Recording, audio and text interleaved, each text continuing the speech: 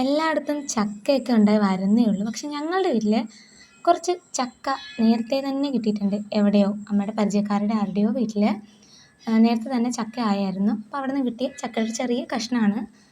അത് നല്ല വലിപ്പമുള്ള ചുളയായിരുന്നു. അതിൻ്റെ അകത്ത് നമ്മൾ തുറന്ന് നോക്കിയപ്പോൾ ഇതൊരു മുളച്ച വിത്ത് നമുക്ക് അതിൻ്റെ അകത്ത് നിന്ന് കിട്ടി. അപ്പോൾ ഞാനടുത്ത് മാറ്റി വെച്ചു. ബാക്കിയുള്ള ചക്കക്കുരുവും അതേപോലെ തന്നെ എൻ്റെ ബാക്കിയുള്ള ഭാഗങ്ങളും എൻ്റെ ചുളയും കൂടെയൊക്കെ നല്ലോണം അരിഞ്ഞ് കഴുകി വൃത്തിയാക്കി. ചക്കക്കുരു ഞാൻ ചെറുതായിട്ട് അരിഞ്ഞിട്ടുണ്ട്. അപ്പോൾ കഴുകി വൃത്തിയാക്കി മാറ്റി വെച്ചതിലേക്ക് നമ്മൾ കുറച്ച് മഞ്ഞൾപ്പൊടിയും അതുപോലെ തന്നെ ഉപ്പും പിന്നെ കുറച്ച് മുളക് പൊടി കൂടെ നമ്മൾ ഇട്ടിട്ടുണ്ട്. തിരുമ്മി നമ്മളത് മാറ്റി വെച്ചു.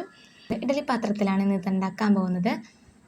എന്താണെന്ന് വെച്ചിട്ടുണ്ടെങ്കിൽ നമ്മളൊരു ചക്ക അവിയലാണ് ഉണ്ടാക്കാൻ ഉദ്ദേശിക്കുന്നത്. അപ്പോൾ അതിലേക്ക് നമ്മൾ ഈ പറയുന്ന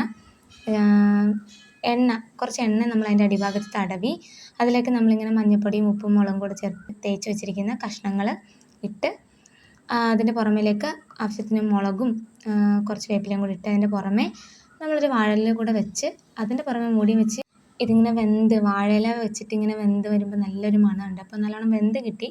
അപ്പോൾ വെന്ത് കിട്ടിയതിന് ശേഷം നമ്മളതിലേക്ക് നമ്മളുടെ അരപ്പ് ചേർക്കാൻ പോകണം. അരപ്പിന് വേണ്ട സാധനങ്ങൾ